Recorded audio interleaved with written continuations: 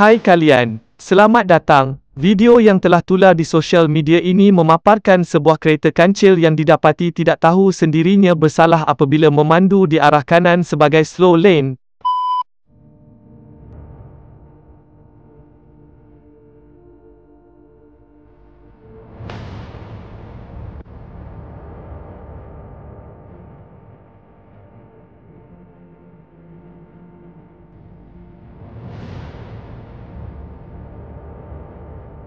Owner video ini juga berkata, ikut kanan jika tidak memotong. Memanglah lawak hahaha. Ramai orang dalam laman web telah menyatakan bahawa kita patut horn bagi kuat agar kenderaan kancil ini sedar apa yang berlaku di situasi sendirinya.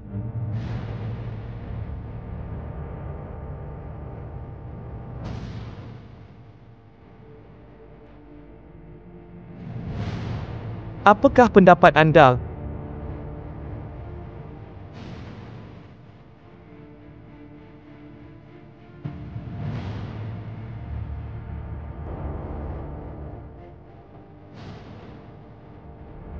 Ada video berkaitan dashcam? Hantar kepada email dashcamofficial@gmail.com. Subscriber untuk lebih konten. Sekian, terima kasih dan jumpa di video seterusnya.